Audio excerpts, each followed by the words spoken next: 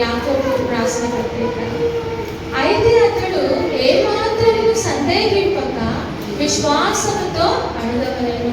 సందేహించువాడు గాలి చేత రేపబడి ఎగిరిపడు సముద్ర తరంగమును పోలి ఉండును. అట్టి మనుష్యుడు ద్విమనస్కుడై తన సమస్త మార్గముల యందు అస్థిరుడు కనుక ప్రభువు వలన తనకేమైనను దొరుకుతుందని తలంచుకోవాలి. అంటే మనము దేవుని దగ్గర అడిగేటప్పుడు ఏముండకూడదంట, సందేహం అనేది మనకు ఉండకూడదు. దేవుడు ఇస్తాడు ఇయ్యడు అనే అనుమానం అనేది మనలో ఉండకూడదు. ఆయన దగ్గర మనం ఎట్లా రావాలి, ఆయన ఉన్నాడని, నేను ప్రార్థిస్తానప్పుడు నాకు ఫలము దయచేస్తాడని, నేను చేసే ప్రార్థనను ఆలకిస్తున్నాడని, ఆయన నాకు జవాబు దయచేస్తాడని, నాకు ఆయన నేను ఏదైతే కోరుకుంటున్నానో అది నాకు దేవుడు ఆయన నాకు ఇస్తాడని ఆ నమ్మకంతో దేవుని సన్నిధిలో రావాలి. కానీ సందేహపడకూడదని దేవుని వాక్యంలో మనం చూస్తున్నాం. అయితే అతడు ఏమాత్రమును సందేహింపక విశ్వాసముతో ఏమాత్రము కూడా సందేహం అనేది మనలో ఉండకూడదు.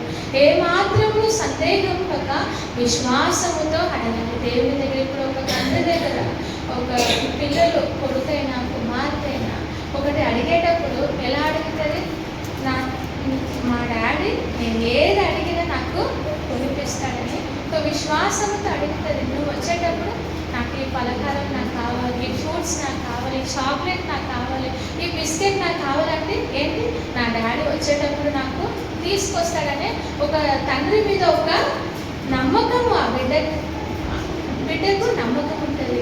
ఆ నమ్మకంతో అడుగుతుంది. మనము కూడా దేవుని దగ్గర వచ్చేటప్పుడు తను వెదకు వారికైనా ఫలము దయచేస్తాడు. ఆయన ఉన్నాడని ఆయన నమ్మకంతో ఆయన సన్నిధిలో మనం రావాలి. కానీ సందేహిస్తూ ఆయన ఇస్తాడో నా ప్రార్థన వింటాడో వినడో అని సందేహంతో మాత్రం ఆయన సన్నిధిలో మనము రాకూడదని దేవుని వాక్యంలో మనం చూస్తున్నాం. ఏ మాత్రము సందేహింపక విశ్వాసముతో అడగాలి. మన ప్రార్థన ఎలా ఉండాలి, విశ్వాసముతో మనము ప్రార్థన మనం అడిగే దాంట్లో సందేహం అనేది అవిశ్వాసం అనేది ఉండకూడదు. సందేహించువాడు గాలి చేత రేపబడి ఎగిరిపడు సముద్ర తరంగమును పోలి ఉండును. ఒకవేళ మనం సందేహంతో దేవుని సన్నిధానం వస్తే మనం ఎలా ఉంటామంటే, ఇప్పుడు సముద్ర తరంగాలు ఉంటాయి కదా, సముద్రపు అలలు, అది గాలి ఎటు వీస్తుందో అటు వెళ్తూ ఉంటుంది. సముద్ర తరంగాలు గాలి ఎటు వీస్తుందో అట్లా అలాంటి స్థితిలో మనము ఉంటాం. ఒకవేళ మనలో సందేహం ఉంటే, ఒకవేళ అవిశ్వాసం ఉంటే, మనం ఎలాంటి స్థితి అని దేవుని వాక్యంలో చెప్తుందంటే, మనము గాలి చేత రేపబడి ఎగిరిపడే సముద్రము తరంగము వలె మన ఆత్మీయత దేవుని సన్నిధానంలో కనబడుతుంది. అందుకే వాడు దీవనస్కుడై తన సమస్త మార్గముల యందు అస్థిరుడు గనుక ప్రభువు వలన తనకేమైనా దొరుకునని తలంచుకొనరాదు. అలాంటి మనుష్యుడు ఎలాంటి హృదయం ఉంటుంది, ద్విమనస్కుడు అంట. దేవుని వాక్యంలో మనం చూస్తున్నాం. ద్విమనస్కుడై తన సమస్త మార్గముల యందు అస్థిరుడు కనుక ప్రభువు వలన తనకేమైనా దొరుకునని తలంచుకున్నాడు. తన మార్గములు అన్నిటిలో అతడు ఎలా ఉంటాడు, సందేహించేవాడు అస్థిరుడు. తన మార్గములు అన్నిటిలో అంటే తన ఆత్మీయతలో అస్థిరుడు. ఎక్కడ గాలి పడితే అక్కడ వీచే వారముగా మనం ఉంటాం. ఈ పరిస్థితి ఎట్టుపోతే అటు కదిలిపోయే పరిస్థితిలో మనం ఉంటాం. కాబట్టి విశ్వాసము లేకపోతే, సందేహిస్తే, దేవుని దగ్గర అనుమానం పడితే మన ఆత్మీయత మనం ఎలా ఉంటుంది, గాలి చేత ఎగిరిపడే సముద్ర తరంగము వలె మన ఆత్మీయత. అటు వాడు ద్విమనస్కుడు అంట, అస్థిరుడు. తన మార్గంలో అస్థిరుడు. తన దేవుని దగ్గర ఏమైనా కూడా దొరుకుతుందని తలంచుకోనకూడదని దేవుని వాక్యంలో చూస్తున్నాం. మనం ఎలా రావాలి దేవుని దగ్గర? విశ్వాసం లేకపోతే మనం ఆయన ఇష్టముగా లేవు కనుక ఆయన ఉన్నాడని, తను వెతుకు వారికి ఆయన ఫలము దయచేస్తాడని విశ్వాసము కలిగి ఆయన సన్నిధిలో ఏ మాత్రమును కూడా మనము సందేహపడక దేవుని దగ్గర మనము అడగాలి, ప్రార్థన చేయాలని దేవుని వాక్యంలో మనము చూస్తున్నాం. ఇంకొకటి హెబ్రీ పత్రికలో మనం చూస్తే, హెబ్రీ పత్రిక 10వ అధ్యాయము 22వ వచనము. హెబ్రీ 10:22. మన దేవుని సన్నిధికి ఎలా రావాలి? ఇక్కడ మనం చూస్తే, మనసాక్షికి కల్మ ప్రోక్షింపబడిన హృదయములు గలవారమును, నిర్మలమైన ఉదకముతో స్నానము చేసిన శరీరమును గలవారమునై ఉండి, విశ్వాస విషయములో సంపూర్ణ నిశ్చయత కలిగి యథార్థమైన హృదయముతో మనము దేవుని సన్నిధానమునకు చేరుతాము. అంటే మనస్సాక్షికి కల్మషము తోచకుండానట్లు ప్రోక్షింపబడిన హృదయములు గల, మనం దేవుని సన్నిధికి ఎట్లా రావాలి? ప్రోక్షింపబడిన హృదయములు మనకు ఉండాలి. అంటే ఎలాంటి కల్మషం మన హృదయములో, మన మనస్సాక్షిలో ఉండకూడదు. ప్రతిరోజు దేవుని సన్నిధానంలో మనం ఏం చేయాలి? ఆ కల్మషాన్ని మనము కడిగి వేసుకోవాలి. దేవుని రక్తము మన అపరాధములను మనం ఒప్పుకొనిన ఎడల, మన పాపములను మనం ఒప్పుకొనిన ఎడల ఆయన నమ్ముకున్నది, ఆయన నమ్మదగిన వాడు, ఆయన నీతిమంతుడు కనుక మన పాపములన్నిటినీ ఆయన క్షమించును అని దేవుని వాక్యంలో మనము చూస్తున్నాం. కాబట్టి దేవుని వాక్యంలో ప్రతిరోజు మనం పరీక్షించుకొని మన హృదయాలను మనం కడుక్కోవాలి, మన మనస్సాక్షిని మనం కడుక్కోవాలి. ఏమంటుంది దేవుని వాక్యం? మనస్సాక్షికి కల్మషము తోచకుండానట్లు ప్రోక్షింపబడిన హృదయములు. మన దేవుని సన్నిధానంకి వచ్చేటప్పుడు మన హృదయం ఎలా ఉండాలి? అంటే మన హృదయాలు ఏ మచ్చ, ఏ డాగు, ఏ కల్మషం అనేది దేవుని సన్నిధానంలో ఉండకూడదు. దేవుడు మనల్ని చూసేటప్పుడు ప్రోక్షింపబడిన అంటే కడగబడిన, శుద్ధి చేయబడిన హృదయంగా మన హృదయం ఉండాలి. మన మనస్సాక్షిలో ఏ కల్మషం ఉండకూడదు. దేవుని సన్నిధానంలో మనం రావాలి, మనం శుద్ధి చేసుకోవాలి. ప్రతిరోజు దేవుని రక్తంలో, దేవుని వాక్యంలో మన హృదయాన్ని శుద్ధి చేసుకోవాలి. రెండవది మనం చూస్తే నిర్మలమైన ఉదకముతో స్నానము చేసిన శరీరములు గలవారమునై ఉంది. అంటే నిర్మలమైన ఉదకముతో స్నానము చేసిన శరీరములు. మనం అంటాం మన హృదయము దేవుని చూస్తున్నాడు, మన శరీరం కాదు. మన శరీరము దేవుని వలన అది మనకు అనుగ్రహింపబడి పరిశుద్ధాత్మ చేత పరిశుద్ధాత్మ దేవుడు నివసించే అది ఆలయం అనే దేవుని వాక్యంలో మనము చూస్తున్నాం. మన దేహము దేవుని వలన మనకు అనుగ్రహింపబడినది. మన దేహముతో దేవుని మహిమపరచాలని దేవుని వాక్యంలో, మీరు మీ సొత్తు కాదు, మీరు విలువ బట్టి మీరు కొనబడిన వారు కనుక మీ దేహములతో మీరు దేవుని ఏం చేయాలి? మహిమపరచాలి. మన హృదయములు ప్రోక్షింపబడిన కల్మషం లేని హృదయంగా దేవుని సన్నిధానంలో కనబడాలి. ఇంకొకటి, ఉదకముతో స్నానం చేయబడిన శరీరములు కలవారంగా. అంటే దేవుని వాక్యములు మన అవయవములను మనము శుద్ధి చేసి, అందుకే మీ అవయవములను సజీవ యాగముగా ఆయనకు మీరు సమర్పించుకోనుడి అనే దేవుని వాక్యములు మనము చూస్తాం. అందుకే ఉదకముతో స్నానం ఎట్లా? దేవుని వాక్యములోనే అది మనకు దొరుకుతుంది. దేవుని వాక్యమే మనల్ని శుద్ధి చేస్తుంది. ఉదకముతో మనము మన శరీరాన్ని మనం శుద్ధి చేసుకోవాలి, మన దేహాలని, మన అవయవములను, మన అవయవములో కల్మషం ఉండకూడదు. ప్రోక్షింపబడిన హృదయముతో ఉదకముతో చేసిన స్నానము అంటే శుద్ధమైన మన అవయవములను పరిశుద్ధంగా కాపాడుకుంటూ దేవుని సన్నిధికి ఎలా రావాలి? విశ్వాస విషయములో సంపూర్ణ నిశ్చయత గలవారము. అంటే అవిశ్వాసం మనలో ఉండకూడదు, సందేహం మనలో ఉండకూడదు. పూర్ణ నిశ్చయత మనలో, విశ్వాస విషయంలో మనం ఎలా ఉండాలి? పూర్ణ నిశ్చయత కలిగి దేవుని పట్ల మనం పట్టుదల కలిగి ఉండాలి. పూర్ణ నిశ్చయత కలిగి మనం దేవుని పట్ల పట్టుదల కలిగి మనం దేవుని సన్నిధానమునకు యథార్థమైన హృదయముతో మనము దేవుని సన్నిధానమునకు చేరుతాము. దేవుని సన్నిధికి వచ్చేటప్పుడు ప్రోక్షింపబడిన హృదయం గల, కల్మషము లేని హృదయం గల, అదేవిధంగా మన ఉదకముతో స్నానము చేయబడిన శరీరములు గలవారముగా పూర్ణ నిశ్చయతతో మనం ఎలా రావాలి? విశ్వాస విషయంలో సంపూర్ణ నిశ్చయత మనకు ఉండాలి. విశ్వాస విషయంలో ఏముండాలి?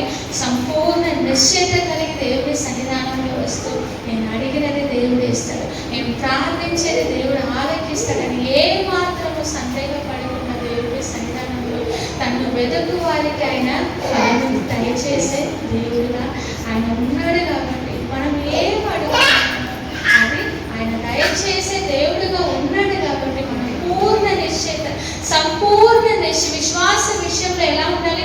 సంపూర్ణ నిశ్చయత కలిగిన వారముగా మనం దేవుని సన్నిధానముకు యథార్థముతో ఆయన సన్నిధానంలో వచ్చి యథార్థంగా మనం ప్రార్థించేటప్పుడు ఆయన ఆలకించే దేవుడుగా, జవాబు దయచేసే దేవుడుగా ఆయన ఉన్నాడు. మత్తయి సువార్త 21వ అధ్యాయం చూస్తాం. మత్తయి సువార్త 21.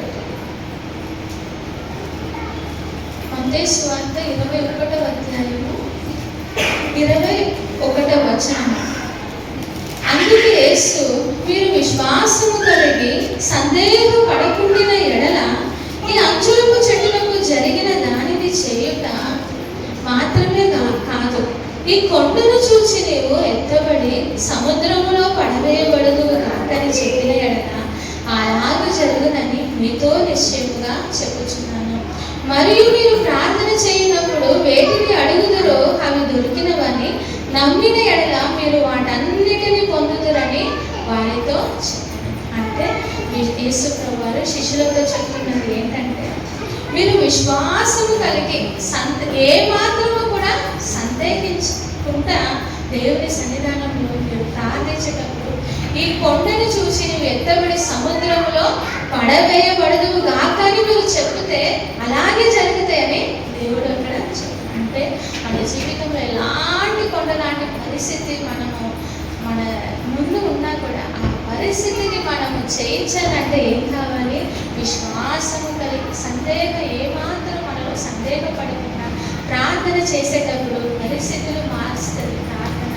ఇంకొకటి, ఆ కొండ లాంటి పరిస్థితిని అది సముద్రంలో పడవేసేంత గొప్ప శక్తి దేనికి ఉంది? విశ్వాసము గల ప్రార్థనకే ఉంది. సందేహపడకూడదని, అవిశ్వాసం మనలో, అనుమానం మనలో ఉండకూడదని దేవుడి వాక్యంలో మనం చూస్తున్నాం.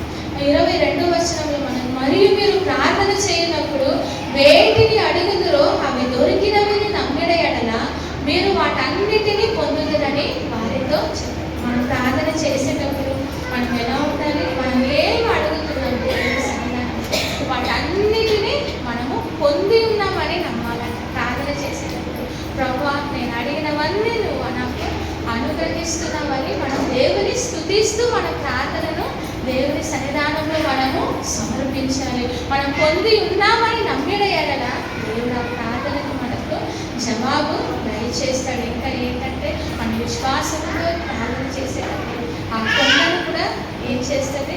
సముద్రంలో పడవేసే గొప్ప శక్తి విశ్వాసముతో ప్రార్థన చేసేటప్పుడు ఆ కార్యాలు జరగలేని కార్యం అంటే మన వల్ల కాదేమో ఆ కొండను, కానీ మన విశ్వాసముతో ప్రార్థన చేసేటప్పుడు దేవుడు అలాంటి గొప్ప కార్యాలు మన జీవితాలు మనకు చేసే దేవుడుగా ఉన్నాడు. అదేవిధంగా మనం చూస్తే మార్కు సువార్త 5వ అధ్యాయం, మార్కు సువార్త 5వ అధ్యాయం 23వ వచనంలో చూస్తే, మార్కు సువార్త 5:23. ఇక్కడ మనం చూస్తే 21 నుంచి మనం చూస్తాము. యేసు మరలా దోణి ఎక్కి అద్దరికి వెళ్ళినప్పుడు బహు జన సమూహము ఆయన యుద్ధకు కూడి వచ్చెను. ఆయన సముద్ర తీరమున ఉండగా సమాజ మందిరపు అధికారులలో యాయీరను ఒకడు వచ్చి ఆయనను చూచి ఆయన పాదముల మీద పడి, నా చిన్న కుమార్తె చావనై ఉన్నది, అది బాగుపడి బ్రతుకున్నట్లు నీవు వచ్చి దాని మీద నీ చేతులుంచవలెనని ఆయనను మిగుల బతిమాలు కొనగా.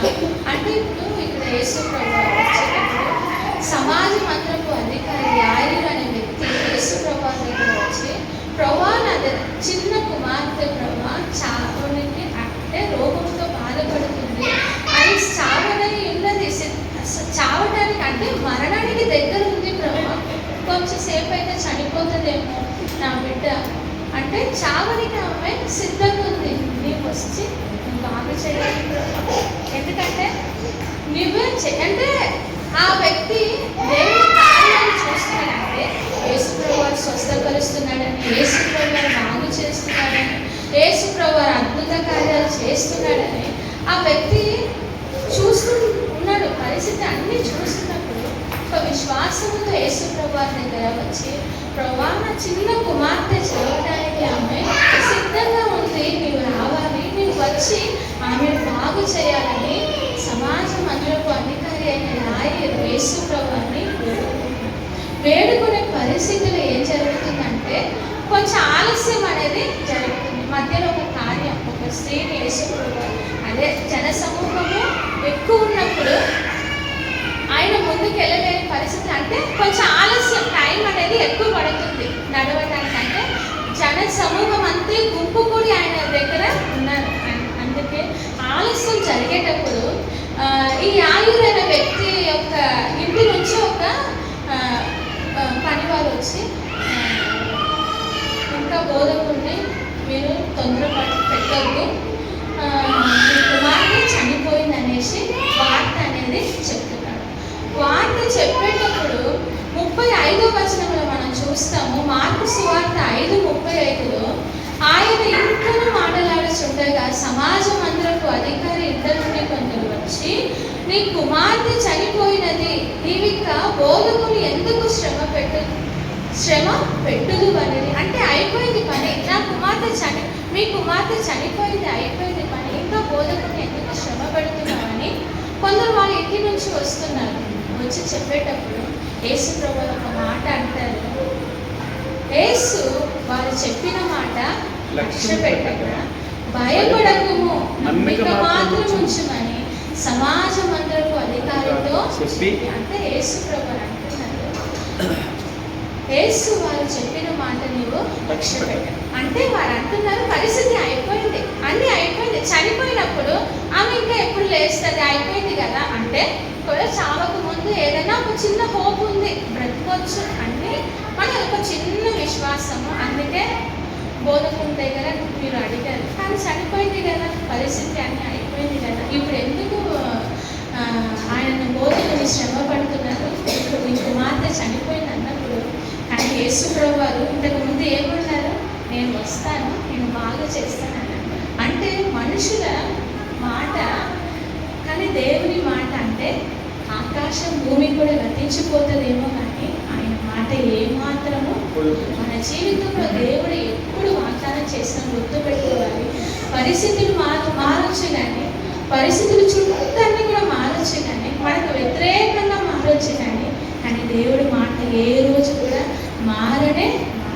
ఆయన మాట ఇచ్చిన దేవుడు నెరవేర్చడానికి ఆయన సమర్థుడుగా, వాగ్దానం చేసిన దేవుడు వాగ్దానం నెరవేర్చే సమర్థుడని మన విశ్వాసం కలిగిన సంఘంలో పరిస్థితి మారే కొలది, వ్యతిరేకంగా అయ్యే కొలది మనం ఏం చేయాలి, పట్టు వదలకుండా విశ్వాసంతో ప్రార్థన చేసేటప్పుడు ఆయన కార్యాలు అక్కడ జరుగుతాయి. ఎందుకంటే మాట తప్పడానికి ఆయన నరుడు చూస్తున్నాం. అందుకే ఇక్కడ యేసు ప్రభు అంటున్నారు, యేసు వారు చెప్పిన మాట లక్ష్య పెట్టక భయపడకము, నమ్మిక మాత్రం. నువ్వు మనుషుల మాట నువ్వు లక్ష్య పెట్టదు. అంటే మనుషులు 1000 మాటలు అంటారు, పరిస్థితులు మారిపోయింది కదా, చనిపోయింది కదా, ఇంకా ఏం పరిస్థితి మారుతాయి, ఆ కుమార్తె ఎట్లా బ్రతుకుతాయి, నువ్వు విడిచిపెట్టు బోధకుని అన్నప్పుడు నువ్వు మనుషుల మాటలు నువ్వు లక్ష్య పెట్టకు. అంటే ఈ పరిస్థితిని మనం చూడకూడదు, ఏ వ్యతిరేకమైన స్థితిని మనం చూడకూడదు. మనుషుల మాటలు అంటే అప్పుడు మనుషుల మాట మన చెవులో పడే మనుషుల మాటలు కూడా మనం ఏం చేయకూడదు, లక్ష్య పెట్టకూడదని దేవునితో లక్ష్య పెట్టకు. వారి మాట నువ్వు లక్ష్య పెట్టకుండా నమ్మిక మాత్రం నువ్వు ఉంచు. అంటే దేవుని పట్ల మనము ఎట్టి స్థితినైనా మనం దేవుని పట్ల ఏముంచాలి, నమ్మిక మాత్రం ఉంచాలని. ఇక్కడ నువ్వు భయపడకు, కానీ మనకు ఆ స్థితిలో భయం అనేది కలిగేది, మనం ఐదనే పడిపోతాం. కానీ దేవుడు అంటున్నాడు కదా, నువ్వు భయపడకు, నమ్మిక మాత్రము ఉంచుము, నమ్మిక మాత్రము నేను ఉంచుము అని సమాజపు మందిరపు అధికారితో చెప్పి యేసు ప్రభు తానే ఇంటికి వెళ్ళి అక్కడ వాయిద్యాలు అందరినీ కూడా, ఎందుకంటే చనిపోయి ఇక్కడ మన కింద మనం చూస్తే మనకి తెలుస్తుంది. 38 సమాజ మందిరపు అధికారి ఇంటికి వచ్చి వారు గొల్లుగా నుండి చాలా ఏడ్చుచు ప్రలాపించుచు నుండుట చూచి లోపలికి పోయి, మీరు ఎలాగూ గొల్లు చేసి ఏడ్చుచున్నారు, ఈ చిన్నది నిద్రించుచున్నదే గాని చనిపోలేదని వారితో చెప్పాను. అందుకు వారు ఆయనను అపహసించిరి. అయితే ఆయన వారిని అందరినీ బయటకు పంపివేసి ఆ చిన్నదాని తల్లిదండ్రులను తనతో ఉన్న వారిని వెంటబెట్టుకొని ఆ చిన్నది పరుండి ఉన్న నదిలోనికి వెళ్ళి అక్కడ యేసు ప్రభువు లోపలికి వెళ్ళేటప్పుడు అంటే ఏడ్చేవారు ఉన్నారు. అందరినీ యేసు ప్రభువు అందరినీ బయటికి, ఎందుకంటే వాళ్ళలో విశ్వాసం లేదు. అంటే ఆ చిన్నది నిద్రిస్తున్నది, చావలేదని యేసు ప్రభువు అంటే మనందరూ అపహసిస్తున్నారంటే మన మానవ దృష్టికి ఏం కనిపిస్తుంది? అమ్మాయి చనిపోయింది.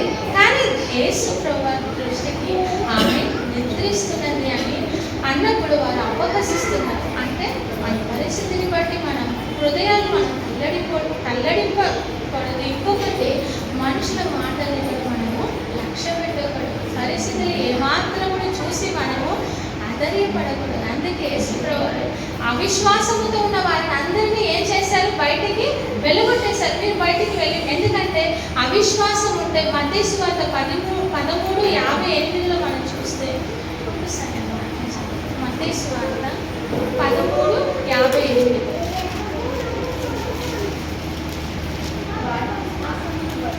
వారి అవిశ్వాసమును బట్టి ఆయన అక్కడ అనేకమైన అద్భుతములు చేయలేదు. అంటే వారి అవిశ్వాసమును బట్టి ఆయన అక్కడ అనేకమైన అద్భుతములు చేయలేదు. అంటే అవిశ్వాసం అంటే దేవుని కార్యాలు జరగనే జరగదు. ఇప్పుడు మనం ఎంతమంది ఉన్నా కూడా ఎవరైనా ఒక్కరు సందేహంతో ఉంటే కూడా ఆ కార్యము జరగనే. అందుకే దేవుడు వారి అవిశ్వాసము కలిగిన వారందరినీ ఏం చేస్తున్నారు? బయటికి వెళ్ళగొట్టుతున్నారు. బయటికి మీరు వెళ్ళిపోండి అంటే విశ్వాసముతో ఉన్న శిష్యులు ఉన్నారు, విశ్వాసము కలిగిన తల్లిదండ్రులు ఉన్నారు. ఆయన చేస్తారని విశ్వాసము కలిగి ఆయన దగ్గర వచ్చారు కాబట్టి వాళ్ళు ఉన్నారు. విశ్వాసముతో ఉన్న యాకోబు, పేతురు, యోహాను వారు ఉన్నారు. ఎవరైతే విశ్వాసముతో ఉన్నారో అక్కడే దేవుడు కార్యాలు అనేది విశ్వాసం ఉన్న చోట దేవుడు అనేక అద్భుత కార్యములు ఎందుకంటే వారి అవిశ్వాసముతో ఉన్నారు కాబట్టి దేవుని కార్యాలు అక్కడ జరగనే జరగదు. మన జీవితంలో దేవుని కార్యాలు ఉంటే మనం విశ్వాసంతో ఉంటేనే దేవుని కార్యాలు ఉంటే మనం చూస్తాం. అక్కడ అందరూ బయటికి వెళ్ళగొట్టినాక దేవుడు ఏం చేస్తాడు? ఆ చిన్నదాన్ని 41వ వచనంలో ఆ చిన్నదాన్ని చెయ్యి పట్టి తలితావుతుంది అని ఆమెతో చెప్పాను. ఆ మాటకి చిన్నదాన్ని లెమ్మని నీతో చెప్పుచున్నానని అర్థం. వెంటనే ఆ చిన్నది లేచి నడవసాగాను. ఆమె 12 సంవత్సరముల ప్రాయము గలది. వెంటనే వారు బహుగా విస్మయం పొందిరి. జరిగినది ఎవరికి తెలియకూడదని ఆయన వారికి గట్టిగా ఆజ్ఞాపించి ఆమెకు ఆహారము పెట్టుడని చెప్పారు. యేసు ప్రభువు ఏమన్నారు? ఆమె నిద్రిస్తుందని అని అన్నప్పుడు కానీ విశ్వాసం లేని వారు ఉపహసించారు. కానీ దేవుడు విశ్వాసముతో ఉన్న వారిని బయటికి ఉండగొట్టి యేసు ప్రభువు తల్లితావుని అంటే చిన్నదాన్ని నువ్వు లేవన్నప్పుడు ఆయన మాటలో ఉన్న ఆ శక్తిని బట్టి ఆ మాటలో ఉన్న ప్రభావం ఆమెలో వెళ్ళి కీర్తనలో ఉండేది. ఆయన వాక్కు ఇచ్చి వారిని ఆయన మాట వారిని స్వస్థపరుస్తున్నట్టు అంటే ఆయన మాటలో ఉన్న ప్రభావం ఆమెని లేపింది. అందుకే మనము అవిశ్వాసమైన మాటలు మనము ఏ మాత్రము కూడా లక్ష్య పెట్టకూడదు. మన పరిస్థితి వ్యతిరేకమైనప్పుడు మన పరిస్థితిని చూడకూడదు. ఏ మాత్రము దేవుని సన్నిధిలో సందేహపడకూడదు, అనుమానపడకూడదు. ఆయన దగ్గర మనం వస్తే ఆయన ఉన్నాడని రావాలి. ఆయన తన ఎదుటి వారికి ఫలము దయచేయవాడని తల్లిదండ్రుని చిన్నదానాన్ని లెమ్మని అన్నప్పుడు ఆమె లేచి కూర్చుంది. ఆమెకు ఆహారం పెట్టారు. ఆమెకు 12 సంవత్సరాలు చిన్న బిడ్డ. కానీ దేవుడు ఏమంటున్నాడంటే విశ్వాసము కలిగిన ప్రార్థన ఆ రోగిని ఏం చేస్తాడంట? స్వస్థపరుస్తాడు. అంటే దేవుని సన్నిధానంలో మనం ఎలా రావాలి? విశ్వాసముతో ప్రార్థన చేస్తే ఆ కొండ లాంటి సమస్య కూడా తీసి సముద్రంలో పడవేయగలిగిన గొప్ప కృప దేవుడు మన జీవితం